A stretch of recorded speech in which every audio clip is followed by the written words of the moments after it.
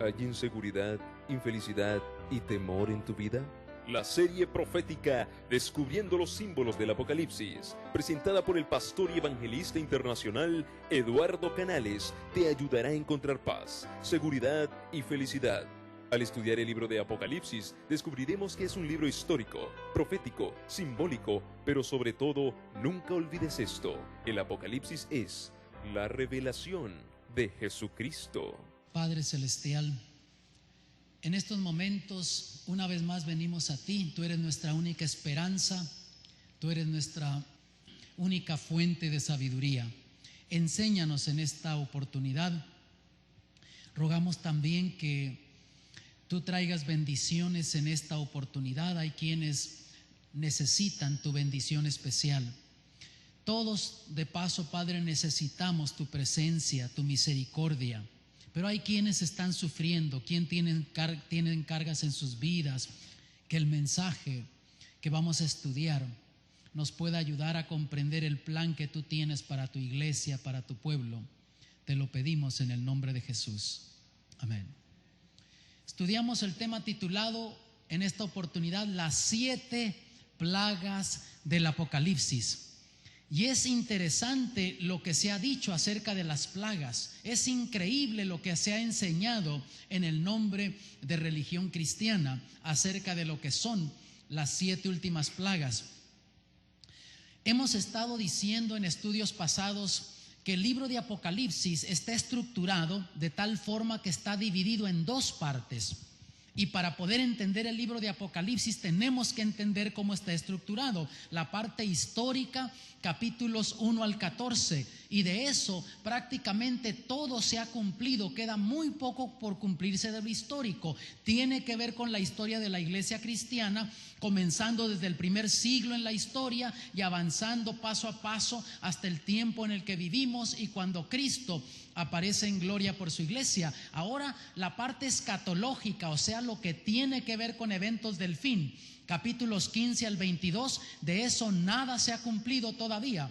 Pero una vez que se comienzan a cumplir esos eventos escatológicos, esos eventos finales, se cumplen rápida y dramáticamente y Cristo Jesús aparece en gloria por su iglesia.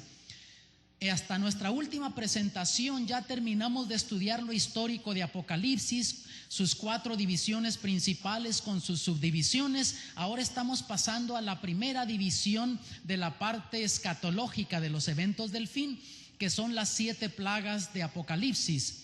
El mensaje se encuentra en los capítulos 15 al 16 y comienza diciendo el apóstol Juan: vi en el cielo otra señal grande y admirable, 7 ángeles que tenían las 7 plagas postreras, porque en ellas se consumaba la ira de Dios. Aquí el apóstol Juan, al comenzar el capítulo 15, identifica a 7 ángeles que tienen las 7 últimas plagas y dice que en ellas se consuma la ira de Dios.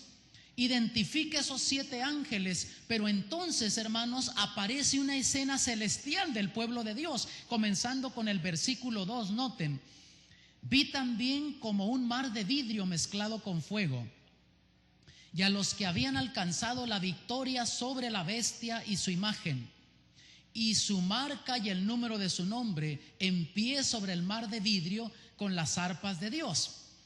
Habíamos dicho ya en otros estudios pasados que el libro de Apocalipsis, como está estructurado, no siempre va siguiendo un orden cronológico cuando se está presentando una escena. A veces Dios detiene la cinta, detiene la escena y regresa la cinta y nos muestra algún evento pasado para reforzar la verdad que se está presentando, y después vuelve a retomar la escena donde había quedado.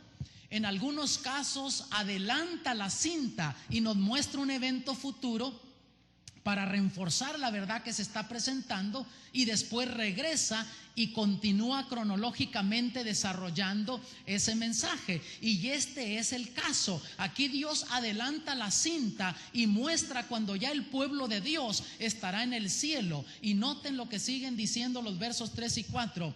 Y cantan el cántico de Moisés, siervo de Dios, y el cántico del Cordero, diciendo: grandes y maravillosas son tus obras, Señor Dios Todopoderoso. Justos y verdaderos son tus caminos, Rey de los santos. ¿Quién no te temerá, oh Señor, y glorificará tu nombre? Pues solo tú eres santo, por lo cual todas las naciones vendrán y te adorarán, porque tus juicios se han manifestado. Notas, aquí está el pueblo de Dios cantando el cántico de Moisés y el cántico del Cordero. Y el cántico de Moisés fue un cántico de victoria, cuando el pueblo de Dios estaba peregrinando, yendo hacia la tierra prometida. Antes de cruzar el Mar Rojo, se encontraron con un problema. Los egipcios venían detrás de ellos, el mar delante, las montañas al lado. No había escapatoria para el pueblo de Dios, y Dios abrió el Mar Rojo y el pueblo de Dios cruzó por allí. Y el ejército egipcio se atreve a querer cruzar también por donde cruzó el pueblo de Dios, y Dios cierra el Mar Rojo y destruye a los enemigos de Dios. Y estando del otro lado del Mar Rojo, el pueblo de Dios canta un cántico de victoria. Y aquí vemos al pueblo de Dios cantando el cántico de Moisés y el cántico del Cordero. Es un cántico de victoria. Dios está mostrando cuando el pueblo de Dios estará en el cielo. ¿Y por qué Dios nos da esa escena? Para que cobremos ánimo, amados, que sepamos que el pueblo de Dios va a triunfar, que aún con las plagas que van a caer sobre esta tierra, al final el pueblo de Dios va a recibir la vida eterna. Es un mensaje de esperanza que Dios nos da. Y ya de los versos 5 hasta el 8, que es donde termina el capítulo 15, comienza mostrando que esos ángeles salen del templo de Dios. Y luego el versículo 8, noten lo que dice: y el templo se llenó de humo por la gloria de Dios y por su poder, y nadie podía entrar en el templo hasta que se hubiesen cumplido las 7 plagas de los 7 ángeles. Aquí, hermanos, nos está mostrando una escena introductoria del santuario celestial. Si ustedes notaron en la parte histórica, si tú nos has estado siguiendo, has estado sintonizando desde tu hogar y has estado viendo estas presentaciones, descubrimos que en cada división, 7 iglesias, aparece Jesús caminando en medio de los 7 candeleros como sacerdote. Después los 7 sellos es el Cordero, el sacrificio. Después en las 7 trompetas está ofreciendo incienso delante del altar de oro, delante del trono de Dios, mostrando que ministra, que nuestras oraciones se escuchan. En el gran conflicto, Juan ve el cielo abierto y el templo de Dios abierto, y ahí está el arca del pacto. Todavía hay intercesión, todavía el destino eterno de los seres humanos puede cambiar. Pero cuando llegamos a las plagas, ¿qué sucede? Se cerró el templo, se llenó de humo y nadie podía entrar. O sea, cuando comienzan a caer las plagas, ya la gracia de Dios se terminó para la humanidad. El destino eterno de cada quien ya quedó sellado. Ahora tu destino y mi destino eterno puede cambiar. Jesús ministra por nosotros, pero cuando comiencen a caer las plagas, Jesús terminará su obra sacerdotal en el santuario celestial. Es un mensaje, hermanos, que nos deba de poner a pensar, porque llega el momento que se cierra la gracia de Dios. Y de paso te digo, esta es la última vez que en el Apocalipsis se presenta una escena introductoria del santuario celestial. Ya en las siguientes divisiones escatológicas ya no se habla más del santuario celestial allí. Y ya en el capítulo 16, entonces comienzan a caer esas últimas 7 plagas. Y nos decía que en ellas se consuma la ira de Dios, es lo que decía el capítulo 15, versículo 1.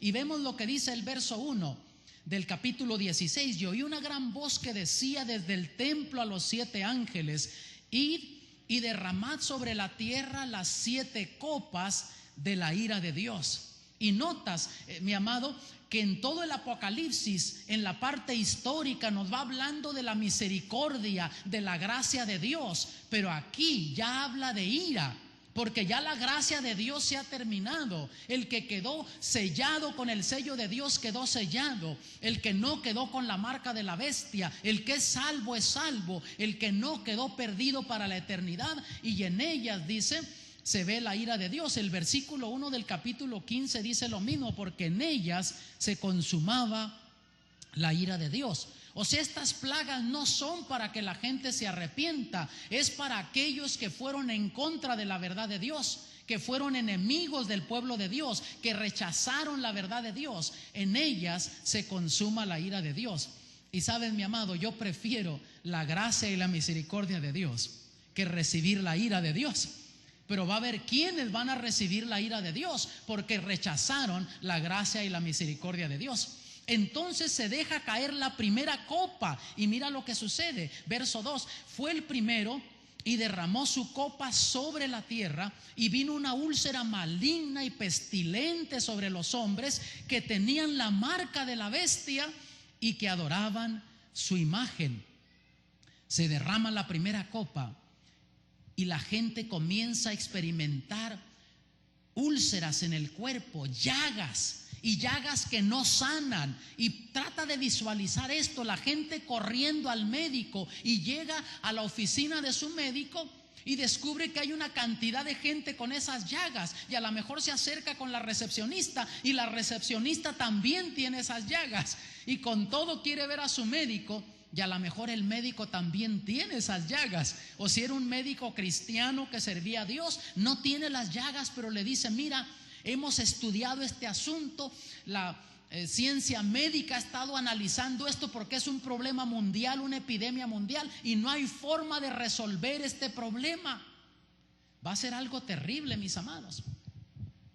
Entonces se derrama la segunda copa, y mira lo que dice el verso 3: el segundo ángel derramó su copa sobre el mar, y éste se convirtió en sangre como de muerto, y murió todo ser vivo que había en el mar. Se derrama la segunda copa y las aguas del mar se convierten en sangre. Trata de visualizar la gente que le gusta pasarla a todo dar, que todo es veranear, divertirse, y están en las playas, digamos, de Galveston, o van por allá a las playas de Puerto Rico, por allá a La Parguera, o se van a Hawái, se van a otro lugar, y de repente comienzan a oler algo mal. Imagínense los peces flotando, no hay oxígeno en el mar, se convierte en sangre eso, un olor pero de muerte. Y la gente dice: pues me voy a las montañas, allá donde hay aire limpio y todo, y allá me voy a refugiar de este problema. Llegan a las montañas, pero mira lo que nos dice cuando cae la tercera copa. Se derrama la tercera copa, y dicen los versos 4 al 6: el tercer ángel derramó su copa sobre los ríos y sobre las fuentes de las aguas, y se convirtieron en sangre. Y oí al ángel de las aguas que decía: justo eres, oh Señor, el que eres y que eras, y el santo, porque has juzgado estas cosas. Por cuanto derramaron la sangre de los santos y de los profetas, también tú les has dado a beber sangre, pues lo merecen. Se derrama la tercera copa, y ahora las aguas de las fuentes de los ríos también se convierten en sangre. La gente no puede escapar de la ira de Dios, aquellos que no tienen el sello de Dios, que tienen la marca de la bestia. Y ahora nota algo interesante: aquí hay un tremendo simbolismo. Dios dice: muy bien, querían sangre, ustedes maltrataron a mi pueblo, persiguieron a mi pueblo, le hicieron la vida imposible a mis profetas, a los santos, a los cristianos. Querían sangre, pues beban toda la sangre que quieren, aquí la tienen. Tiene un tremendo simbolismo para aquellos que fueron enemigos del pueblo de Dios. Pero luego se derrama la cuarta copa, y vean lo que sucede, verso 8: el cuarto ángel derramó su copa sobre el sol, al cual fue dado quemar a los hombres con fuego. Se derrama la cuarta copa y el sol quema a los seres humanos, o sea, comienza a subir en intensidad. Y aquí a veces nos quejamos porque en el área de Dallas-Fort Worth, en algún verano, tú que nos estás sintonizando desde tu casa, aquí puede subir a 102 grados, 103 grados en el verano. Yo viví en Phoenix, Arizona, años atrás. Y hubo veranos, amados, cuando se puso a 118 grados. Recuerdo un día 124 grados. Tú literalmente podías romper un huevo y dejarlo caer en la banqueta. Y por la intensidad que tenía ahí, que el sol le estaba dando, eso estaba más que 124 grados. Se comenzaba a cocinar el huevo, literalmente. Ponte a pensar que donde tú vives, de repente suba a 125 grados. Y después 130 grados, 135 grados. Tú dices, pues me meto en mi casa, enciendo la refrigeración.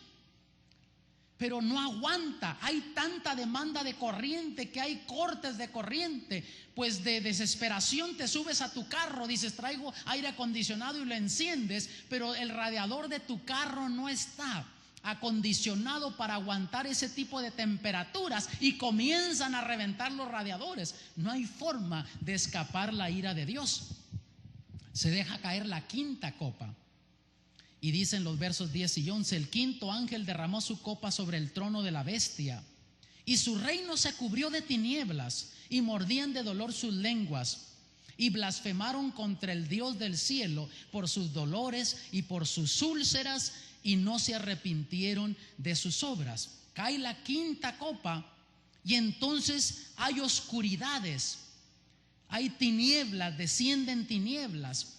Y nota una cosa: aquí está hablando de la quinta copa, de la quinta plaga, pero todavía están sufriendo las consecuencias de la primera plaga. Las úlceras todavía las tienen. ¿Y qué pasa cuando el sol no brilla? Así como hemos estado estos días aquí que no ha habido sol, ¿qué ha sucedido? La temperatura baja. Cuando en la cuarta plaga el sol estaba metiendo con todo, y de paso te digo que la cuarta plaga, el sol tiene otro simbolismo. Ya descubrimos que históricamente en culturas paganas la gente adoró al dios sol, era un dios pagano. Y descubrimos que en el cristianismo se introdujo en una forma sutil la observancia del domingo como día del Señor, que era el primer día de la semana cuando los paganos adoraban al sol. Y muchos cristianos han descubierto que eso no es bíblico. No está en la Biblia, vino por tradición desde el tiempo de Constantino, el emperador Constantino, en el cuarto siglo de la historia, y emite la primera ley dominical. Después Roma papal con el tiempo instituye esa ley dominical. Y muchos cristianos lo saben y con todo se siguen aferrando porque dicen, esa ha sido la tradición de nuestra familia, así nos han enseñado. Entonces con ese simbolismo Dios dice, muy bien, querían adorar al sol, aquí tienen, tengan todo el sol que quieran, aquí lo tienen, y quema a los seres humanos. O sea, está tan caliente que la gente no haya cómo resolver esa situación. Y te digo una cosa, Dios no va a dejar caer sus plagas sobre gente que no conoció. La Biblia dice que pecado está en aquel que sabe hacer lo bueno y no lo hace. Gente sincera que ha muerto o que ya murió, en el día del juicio Dios no les va a juzgar por cosas que no conocieron. Gente que va a estar viviendo cuando caen las plagas, si fue sincera, si sirvió a Dios hasta lo que esa persona entendió, Dios la va a sellar para la eternidad. Pero aquella gente, aunque se diga cristiana, conoció la verdad de Dios y a pesar de eso insistió en quedarse en esas tradiciones porque la mayoría así lo hace o porque mi familia así me enseñó, va a recibir de las plagas. Ponte a pensar que ahora en la quinta plaga comienza a bajar la temperatura, 30 grados, ya se congela la cosa y después hasta 0 y bajo 0. Años atrás yo di una serie de conferencias en Rusia y fue en el mes de enero, en el invierno. Y yo caminaba 1,5 cuadras de donde me estaba quedando en el hotel al auditorio donde teníamos las reuniones. Y hermanos, con caminar eso, llegar ahí, ya sentía que se me caían las orejas de frío que estaba eso. Pónganse a pensar ahora que baje a 30 grados bajo 0, como sucede en Siberia, 40 grados bajo 0. La gente le va a meter la calefacción a la casa, pero no va a aguantar el sistema. El carro no aguanta también la calefacción del carro. Y luego se deja caer la sexta copa. Y dice el verso 2: el sexto ángel derramó su copa sobre el gran río Éufrates, y el agua de este se secó para que estuviese preparado el camino a los reyes del este. Se deja caer la sexta copa y el río Éufrates se seca.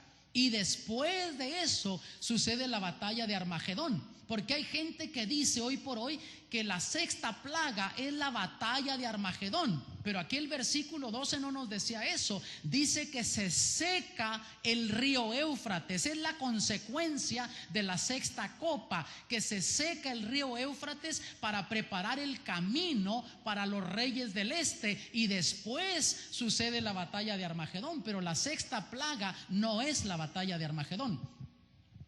La palabra Armagedón nos dice ahí que es una palabra hebrea y está formada de dos palabras: Ar, que quiere decir monte; Magedón, que quiere decir mejido. Y tú buscas en la Biblia y en la historia y no hay un lugar que se haya llamado Monte Mejido. Eso crea un problema para los expositores de la profecía bíblica si quieren ubicar geográficamente un lugar que se haya llamado Armagedón. También la interpretación que le han dado es de la última batalla, la batalla final o la consumación de todas las cosas. Esa sería la interpretación, pero la traducción literal: monte mejido. Y te repito, en los datos históricos no hay un lugar geográfico que se haya llamado Monte Mejido. En la Biblia tampoco lo encuentras. Hay tres diferentes interpretaciones del Armagedón. La primera, yo he escuchado que le llaman la última guerra mundial, que concluirá con una aniquilación total. Hablan de una tercera guerra mundial, y que las naciones que tienen energía nuclear, energía atómica, energía de neutrón, que va a haber una grande batalla y se van a destruir a sí mismos. El ser humano se va a aniquilar, destruirse a sí mismo. Y te digo una cosa: hoy por hoy las naciones de nuestro mundo tienen suficiente energía para destruir no solo este mundo, sino varios mundos más. Pero ¿será ese el Armagedón bíblico? Cuando tú ves lo que la Biblia habla del tiempo del fin, descubres que no culmina la destrucción de este mundo con una destrucción masiva producida por el mismo ser humano. Hay que ver el contexto completo de lo que la Biblia presenta acerca del tiempo del fin. La otra interpretación que le dan es un lugar definido cerca del Monte Carmelo, y identifican geográficamente un lugar que está al norte de Jerusalén, cerca de Nazaret, cerca del mar Mediterráneo, entre medio del Monte Carmelo y el Monte de Gilboa, que fueron lugares muy significativos para el pueblo de Dios. Ahí en medio, donde está el valle de Jezreel, hubo un lugar que se le llamó Mejido, pero no era una montaña, es simplemente una pequeña colina, y dicen ahí es donde se va a llevar a cabo esa grande batalla de Armagedón. De paso te digo, el valle de Jezreel fue muy significativo para el pueblo de Dios. Te hablo de batallas que se pelearon ahí: Gedeón en contra de los madianitas y amalecitas, el rey Saúl en contra de los filisteos, el rey Joram en contra de los sirios, Débora y Barak en contra de los cananitas, y en el tiempo del rey Josías en contra de los egipcios. Y algo que tuvieron en común todas estas batallas es que el pueblo de Dios no tenía esperanzas de tener la victoria, humanamente hablando. Estaban en desventaja en contra de todos estos ejércitos, y Dios salvó milagrosamente a su pueblo. Y dicen ahí va a ser esa batalla. Yo he visitado el valle de Jezreel en Israel. Es un valle muy fértil, agrícola, muy bonito, y ahí en medio de ese valle está esa pequeña colina. Era una fortaleza que se le llamó Mejido, pero no es una montaña, es simplemente una pequeña colina. Ahora, esa interpretación geográfica no encajaría, porque si tú ves en el mapa, Mejido y todo el valle de Jezreel no abarca más que ni siquiera 15 millas a la redonda. ¿Cómo meterías todos los ejércitos del mundo, del este y del este, dándose un tremendo encuentro con todo su equipo, con todo su armamento. Directamente no cabrían, estarían apretados unos con otros y no entrarían ahí. Por lo tanto, esta interpretación tampoco encaja. Pero la tercera, que tiene más sentido, es un simbolismo de la batalla entre las fuerzas del bien y del mal. Esa batalla que comenzó en el cielo, cuando Lucifer se rebeló en contra de Dios. Esta batalla que se sigue peleando entre el bien y el mal en esta tierra por control de las vidas de los seres humanos, es una batalla final que se va a pelear. Y vemos, hermanos, que esa tiene más sentido, porque noten, dice el verso 12: el sexto ángel derramó su copa sobre el gran río Éufrates, y el agua de este se secó para que estuviese preparado el camino a los reyes del este. Por lo tanto, el resultado de la sexta copa es que se seca el río Éufrates. Ahora, si está hablando en simbolismo profético aquí, vamos a descubrir que siempre que se menciona el río Éufrates, se menciona en simbolismo profético en conexión con Babilonia, con la ciudad de Babilonia. Y si vemos, la ciudad de Babilonia existió en el tiempo del profeta Daniel. Está en el país de Irak, al sur de Bagdad. Ahora están las ruinas de lo que fue la ciudad de Babilonia, y por medio de la ciudad cruzaba el río Éufrates. Pero para cuando el apóstol Juan recibe esta visión, a fines del primer siglo, ya hacía más de 600 años que la ciudad de Babilonia estaba en ruinas, porque en el año 539 la habían destruido los medos y los persas y nunca más se volvió a reconstruir. Y siempre que se menciona en el Apocalipsis Babilonia, no está hablando de esa ciudad, está hablando en un simbolismo profético. Ahora, si el mar se seca aquí, el río Éufrates, y está hablando en simbolismo profético, ¿qué simbolizan las aguas? Apocalipsis 17:15 lo dice, y él me dice: las aguas que has visto donde la ramera se sienta son pueblos y muchedumbres y naciones y lenguas. Quiere decir, amados, que ese río Éufrates que alimentaba la ciudad de Babilonia, que le daba vida a la ciudad de Babilonia, se secó. Llegó un tiempo que se secó, ya lo vamos a ilustrar. Pero aquí en el simbolismo profético quiere decir que al fin del tiempo, las muchedumbres, los pueblos que le estaban dando el apoyo a Babilonia, que Babilonia en el sentido profético, simbólico en Apocalipsis, quiere decir confusión religiosa. La confusión religiosa que predomina alrededor del mundo y que tiene el apoyo de multitudes, de naciones, pueblos, al fin del tiempo se va a secar. Va a haber gente que va a dejar de apoyar esas doctrinas falsas de Babilonia y va a aceptar la verdad de Dios para preparar el camino, dice, para los reyes del este. Ahora les muestro algo interesante. Vean en el libro de Isaías capítulo 44, versos 26 al 28. Yo, el que despierta la palabra de su siervo y cumple el consejo de sus mensajeros. ¿Quién está hablando aquí, hermanos, al decir yo? Es Dios, Jehová, que le está hablando al profeta Isaías. Y noten lo que sigue diciendo: que dice a Jerusalén: serás habitada, y a las ciudades de Judá reconstruidas serán, y sus ruinas reedificadas. Vemos históricamente que para el tiempo del profeta Daniel, la ciudad de Jerusalén fue destruida y el templo por el rey Nabucodonosor en la tercera incursión que hizo en el año 586 antes de Cristo. Devastó la ciudad y quedó destruido el templo y la ciudad. Pero ya por medio del profeta Isaías, aún antes de que sucediera esa destrucción de la ciudad, Dios estaba profetizando que iba a ser reedificada esa ciudad. Y vean lo que sigue diciendo: que dice a las profundidades: secaos, y a tus ríos haré secar. Que dice de Ciro: es mi pastor, y cumplirá todo lo que yo quiero, al decir a Jerusalén: serás edificada, y al templo serás fundado. ¿De qué Ciro está hablando aquí, hermanos? Si vemos en la historia, descubrimos que ese fue el rey, el general que iba dirigiendo el ejército de los medos y los persas que vencieron al imperio de Babilonia. Y estaba diciendo Dios aquí que Él iba a ser su pastor, que dirigiría a su pueblo. Qué interesante. Y vean cómo sigue diciendo en Isaías 45:1. Así dice Jehová a su ungido, a Ciro, al cual tomé yo por su mano derecha. Y noten que le llama mi ungido. Y en el Antiguo Testamento, cuando Dios habla de su ungido, habla de nuestro Señor Jesucristo. Y aquí está hablando del rey Ciro, pero también es un símbolo aquí, el nombre del rey Ciro, de nuestro Señor Jesucristo. Y vean lo que sigue diciendo: para sujetar gentes delante de él y desatar lomos de reyes, para abrir delante de él puertas y las puertas no se cerrarán. Dios ya estaba profetizando que ese rey que iba a ir dirigiendo el ejército de los medos y los persas iba a tener éxito, iba a triunfar en sus batallas.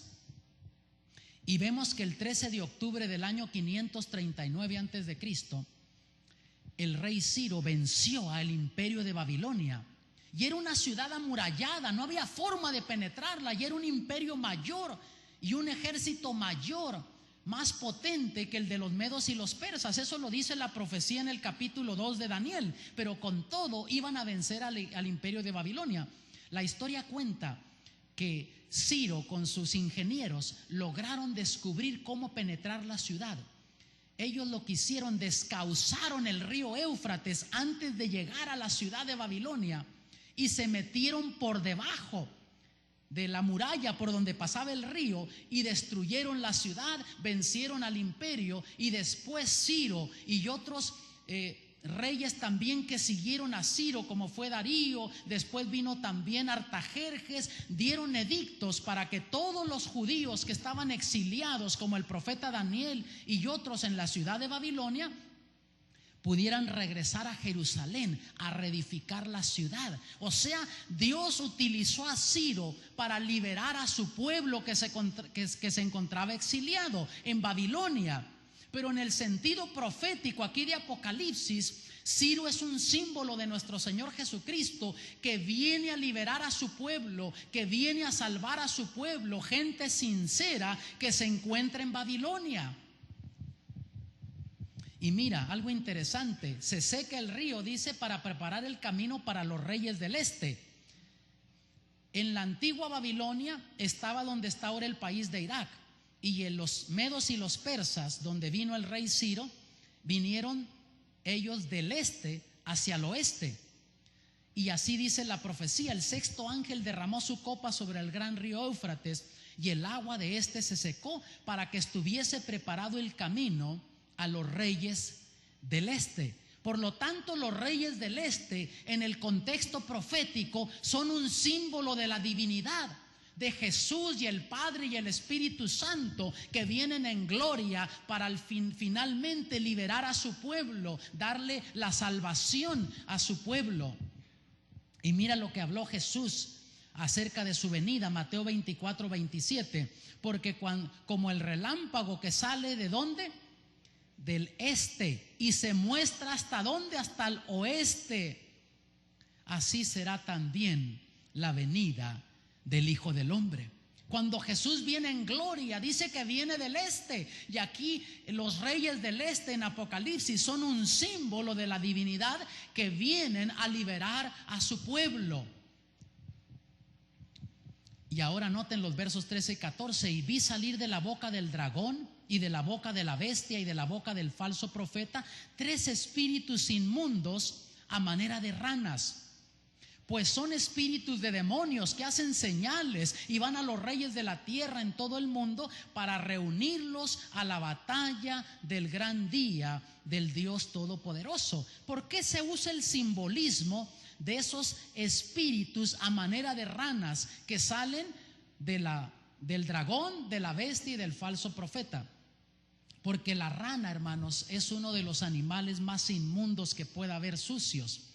Quiere decir que lo que estuvieron enseñando, el dragón se encargó de enseñar, la bestia y el falso profeta, fueron doctrinas falsas que estuvieron enseñando, no era la verdad de Dios. Y noten que se menciona el dragón, la bestia y el falso profeta. ¿Quiénes son? El dragón, hermanos, es el diablo. Ya descubrimos eso en Apocalipsis 12. Pero el diablo está usando el espiritismo moderno hoy por hoy. Tú ves las películas que Hollywood está produciendo, ¿y qué es lo que produce? Oh, que se murió el esposo de esta persona y la mujer lo amaba mucho y siente que se le aparece, y que a lo mejor el perrito de ellos comienza a actuar como el esposo, y es que es el esposo que regresa para estar con la esposa, y la gente cristiana llorando porque conmueve a los sentimientos eso. ¿Qué está haciendo el diablo, hermanos? Metiendo en la mente del cristianismo, envenenando la mente de nuestros hijos con esas películas para prepararlos para el fin del tiempo, cuando se vean esas manifestaciones espiritistas, sobrenaturales, que ya nuestra mente esté acondicionada para aceptar esas cosas. Enseguida viene la bestia, ya descubrimos en Apocalipsis 13 que es Roma papal, y luego viene el falso profeta. Y el falso profeta es un simbolismo del cristianismo apóstata que ha dejado la verdad de Dios. En los tiempos bíblicos, amados, cuando Dios levantaba profetas para advertir a su pueblo, cada vez que el pueblo de Israel dejaba de obedecer los mandamientos de Dios, cada vez que el pueblo de Israel se iba tras la idolatría, Dios levantaba profetas para advertirlos. Si no se arrepienten, los pueblos enemigos los van a atacar, los van a llevar cautivos. Dios quitaba la protección de ellos, pero entonces, ¿qué sucedía cuando Dios enviaba a sus profetas para advertirlos que se arrepintieran? El diablo levantaba falsos profetas. ¿Y de dónde venían esos falsos profetas? ¿Eran profetas paganos? Eran profetas del mismo pueblo de Dios, pero eran falsos profetas que decían: no les crean a ellos, Dios no va a hacer eso, Dios no va a abandonar a su pueblo, Dios va a cuidar de Jerusalén, la va a proteger. ¿Y a quién escuchaba más la gente, hermanos? ¿A los profetas de Dios o a los falsos profetas? A los falsos profetas. ¿Por qué razón? Porque los mensajes se acomodaban más al estilo de vida de ellos. El falso profeta es un simbolismo del cristianismo apóstata que está predicando ahora en contra de los mandamientos de Dios y que no está predicando los mandamientos de Dios y la verdad de Dios. Y te pregunto, ¿a quién escucha más la gente hoy por hoy? Oh, ya Cristo murió por nosotros, no tenemos que guardar los mandamientos, ya Jesús los clavó en la cruz del Calvario. A lo mejor tú que nos estás sintonizando en esta oportunidad has escuchado eso de algún predicador. Son mensajes fáciles, no importa, vive como quieras, Dios te ama y Dios nos acepta como vengamos a Él. Pero Él dice, como le dijo a la mujer adúltera, María Magdalena, la perdonó: ni yo te condeno, pero vete y no peques más. Y después nos dice: si me amas, guarda mis mandamientos. ¿Han leído esta palabra ustedes en la Biblia, Trinidad? No sé si tú la has leído en la Biblia, tú que me estás sintonizando en esta oportunidad. Levanten la mano los que han leído esa palabra en la Biblia, Trinidad. Me van a tener que mostrar en qué Biblia, porque saben que no está en la Biblia esa palabra. Pero es una forma de decir Padre, Hijo y Espíritu Santo. Ya hay quienes están negando la existencia del Padre, Hijo y Espíritu Santo, de esa deidad, de la divinidad, que son tres seres que forman la divinidad. Yo te voy a mostrar algo rápido. En Génesis 1:26, hablando de la creación, mira lo que dice: entonces dijo, ¿quién? Dios, voy a hacer, ¿o qué dice?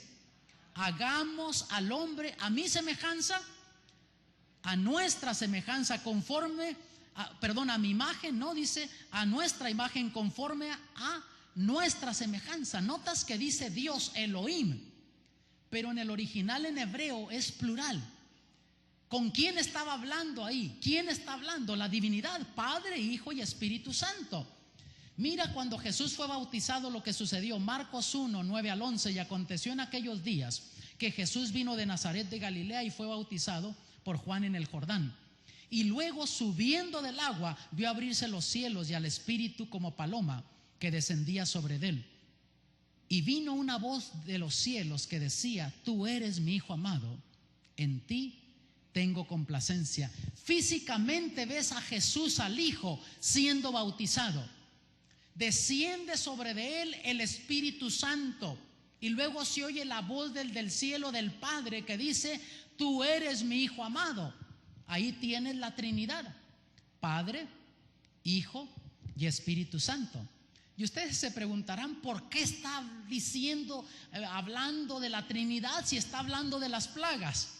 Porque para toda verdad fundamental de Dios, el diablo tiene su imitación. Ya descubrimos que para los mandamientos de Dios, el diablo tiene su imitación. Para el verdadero día de reposo, el sábado, el diablo tiene su imitación en el nombre de religión cristiana. Y así te podría listar una cantidad de doctrinas fundamentales de la palabra de Dios que el diablo tiene su imitación. Para la Trinidad también el diablo tiene su imitación. El dragón, el diablo, Jesús le llamó el padre de mentira. Ahí tienes al padre. Roma papal reclama que es el representante de Cristo, del Hijo en esta tierra. Ahí tienes al Hijo. Y el cristianismo apóstata reclama hacer los milagros que hace con el poder del Espíritu Santo. Ahí tienes el Espíritu Santo, la Trinidad falsa. Y ahora se deja caer la séptima copa y mira lo que sucede. Versos 17 y 18. El séptimo ángel derramó su copa por el aire y salió una gran voz del templo del cielo, del trono, diciendo: hecho está. Entonces hubo relámpagos y voces y truenos y un gran temblor de tierra, un terremoto tan grande cual no hubo jamás desde que los hombres han estado sobre la tierra. Se derrama la séptima copa, hermanos, y viene un terremoto como nunca antes ha existido. Cae granizo del cielo y entonces Cristo Jesús aparece en gloria por su iglesia cuando cae la séptima copa. Y sucede algo interesante, mira. El verso 17 dice: el séptimo ángel derramó su copa por el aire y salió una gran voz del templo del cielo, del trono, diciendo: hecho está. Antes de eso, Jesús ya había usado esas mismas palabras en otra ocasión. ¿Cuándo fue eso? Cuando estaba en la cruz muriendo por nosotros. Juan 19:30 dice así: cuando Jesús hubo tomado el vinagre, dijo: ¿cómo? Consumado es, hecho está. Y habiendo inclinado la cabeza, entregó el espíritu, murió. Cuando Él murió por ti, por mí, dijo: hecho está, consumado está. Nos dio la esperanza de la vida eterna. Cuando venga en gloria por su pueblo, dice: hecho está. Antes de salir del templo, ahí consuma esa promesa de venir por su pueblo. Y una tercera vez va a decir Jesús: hecho está. En unas cuantas más presentaciones vamos a descubrir la tercera vez y última que Jesús va a decir: hecho está. Y entonces noten el verso 18, dice: hubo relámpagos y voces y truenos y un gran temblor de tierra y un terremoto tan grande cual no lo hubo jamás desde que los hombres han estado sobre la tierra. Oh, hermanos, aquellos que han vivido en lugares sísmicos. Yo viví en California, donde está la falla de San Andrés, cerca de San Francisco, California, y uno se adaptaba, se acostumbraba. Venía el temblor: oh, está temblando. El tsunami, se asusta la gente por un 9 punto y algo. Pero mis hermanos, esto va a ser, dice, un temblor como nunca antes ha habido en la tierra. ¿Por qué razón? Trata de visualizar lo que la Biblia dice. Cuando Jesús viene en gloria, Jesús dijo que va a venir el Padre, viene con Él. Así lo dice el capítulo 6 de Apocalipsis. Los que se pierden, que dicen: a las rocas y a las montañas, escóndanos del que está sentado en el trono y de la ira del Cordero. El Padre viene acompañando a Jesús. Descubrimos que en el séptimo sello que hay silencio en el cielo como por media hora. ¿Por qué queda vacío el cielo? El Padre, el Hijo, el Espíritu Santo. Jesús dijo en Mateo 25, por ahí los versos 31 al 33, que viene con todos sus santos ángeles. Y traten de visualizar cuando la divinidad y esa escolta de millones y millones de ángeles santos que hagan contacto con nuestra atmósfera, que ya está contaminada con el pecado. Va a haber un cataclismo, la tierra se va a convulsionar cuando lo santo hace contacto con el pecado de esta tierra. Por eso el apóstol Pedro dijo en segunda de Pedro que ese día los elementos ardiendo serán deshechos. Va a ser un evento como nunca antes se ha visto. Mi amado, tú que me ves en esta oportunidad desde tu hogar, si tú habías creído esa enseñanza de un rapto secreto cuando Jesús viene, la séptima plaga desarma eso, porque no va a haber nada de secreto en la venida de Cristo. Dice que va a haber un temblor como nunca antes hubo. Y entonces noten lo que dice el verso 21: y cayó del cielo sobre los hombres un enorme granizo como del peso de un talento. La tierra está tan convulsionada que hay truenos, hay relámpagos, hay explosiones, pero con todo comienza a caer granizo del cielo. Y dice que cae granizo como del peso de un talento. Un tiempo atrás en el área de Dallas-Fort Worth hubo una tremenda granizada, y vean ahí en las imágenes cómo quedaron los carros, parecía una zona de guerra. Pero la Biblia dice que va a caer ese día granizo como del peso de un talento. Y hay quienes discuten teológicamente si son 70, 80 o 90 libras un talento, lo que la Biblia dice. Pero yo te digo, sean 70, 80 o 90 libras, lo que sea, si eso te cae del cielo con esa velocidad que viene, te despapaya. Sea que sea 70, 80 o 90 libras, te desbarata. Y eso cae sobre aquellos que reciben la ira de Dios, que no tenían el sello de Dios, que tienen la marca de la bestia. Verso 19: y la gran ciudad fue dividida en 3 partes, y las ciudades de las naciones cayeron, y la gran Babilonia vino en memoria delante de Dios para darle el cáliz del vino del furor de su ira. La gran ciudad, esa Babilonia, nos dice que es dividida en 3 partes. Cristo viene en gloria en ese momento, y aquello que parecía que tenía solidez, las doctrinas que Babilonia le estaba enseñando al mundo, esa trinidad falsa que parecía que tenía solidez, que la gente apoyaba esas doctrinas, Cristo viene en gloria y dice que es dividida en 3 partes. Se desbarata esa trinidad. No hay poder que pueda resistir la venida en gloria de nuestro Señor Jesucristo a esta tierra, amados. Va a ser algo maravilloso. La séptima plaga cae y Cristo Jesús aparece en gloria. ¿No te parece maravilloso eso? Y viene por su iglesia, viene por su pueblo. Hay 3 cosas que se están enseñando sobre las 7 plagas. A lo mejor tú has escuchado más que eso. Tú que me estás sintonizando desde tu casa, a lo mejor has escuchado una 4ª de ellas. Pero yo he escuchado 3 cosas que se están enseñando en el nombre de religión cristiana acerca de las 7 plagas. Número 1, que las plagas duran 7 años, que por 7 años van a estar cayendo las plagas. No sé si tú has escuchado eso, pero la Biblia nos dice otra cosa. Mira lo que dice el capítulo 18 de Apocalipsis, verso 8, hablando de Babilonia, la confusión religiosa. Por lo cual en un solo día vendrán sus plagas. ¿Cuándo? En un solo día: muerte, llanto y hambre, y será quemada con fuego, porque poderoso es Dios, el Señor, que la juzga. Ahora, en profecía bíblica tenemos esta llave o clave que nos ayuda a entender periodo de tiempo en profecía bíblica. Ezequiel 4:6, día por año te lo he dado. Números 14:34, un año por cada día. Entonces, un día, ¿cuánto tiempo es? Un año. Quiere decir que las plagas, amados, duran no más de un año, desde que comienza a caer la primera plaga hasta que cae la séptima plaga, que Jesús viene en gloria por su iglesia. No pasa más que un año. Dentro de un año caen todas las 7 plagas y Cristo viene en gloria por su iglesia. Lo segundo es que durante esos 7 años la gente tiene una segunda oportunidad de salvación, y el diablo se las ha ingeniado para que la gente esté predicando eso y la gente crea que va a haber una segunda oportunidad para arrepentirse. Mira lo que dice los versos 7 y 8 del capítulo 15. Y uno de los 4 seres vivientes dio a los 7 ángeles 7 copas de oro, llenas de la ira de Dios, que vive por los siglos de los siglos. Y el templo se llenó de humo por la gloria de Dios y por su poder, y nadie podía entrar en el templo hasta que se hubiesen cumplido las 7 plagas de los 7 ángeles.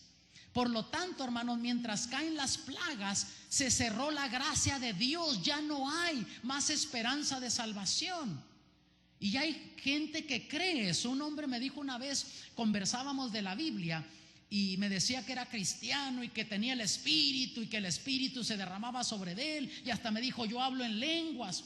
Yo le dije: pues yo también. Le dije: I speak English, hablo español, eu falo portugués, ya gabaru paruski, también ruso. Y el hombre me dice: no, pero yo hablo las verdaderas lenguas. Y de repente sacó un vaso del refrigerador y una botella de cerveza, y para gozar más la conversación, y se puso nervioso y sacó un cigarro y le dijo: oye, mi hermano, pero ¿no has leído en la Biblia que nuestro templo es cuerpo del Espíritu Santo? Nuestro cuerpo es templo del Espíritu Santo. El Espíritu Santo quiere morar en ti. Dijo: bueno, hermano, no me preocupo mucho. Si no la hago en esta, la hago en el otro chance, me dijo. Así me dijo. En la otra oportunidad ahí la hago. No va a haber otra oportunidad, pero el diablo quiere que la gente piense eso. Mira las escenas del santuario en la parte histórica. Las 7 iglesias, Jesús caminando en medio de los 7 candeleros, ministrando por su iglesia, sacerdote. Los 7 sellos, Jesús como el cordero, el sacrificio por su iglesia. Las 7 trompetas ofreciendo incienso delante del altar. Nuestras oraciones son escuchadas en el trono de la gracia. En el gran conflicto, el templo de Dios está abierto y el arca del pacto se ve. Todavía se está intercediendo por el pueblo. Está ahí el arca del pacto donde está Jesús. Pero ya cuando comienza, antes de que caigan las plagas, se cierra el templo.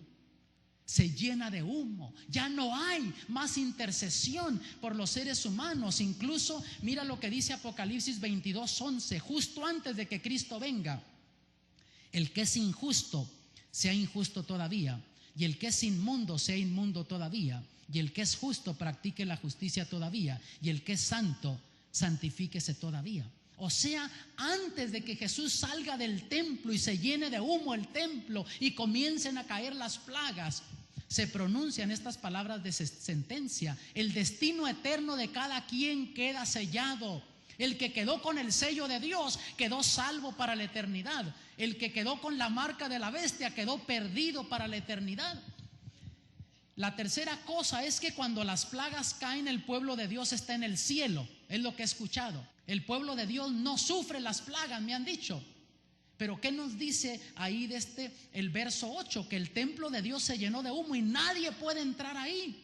¿Notas? Mientras están cayendo las plagas, nadie puede entrar, ni físicamente, ni por medio de la oración.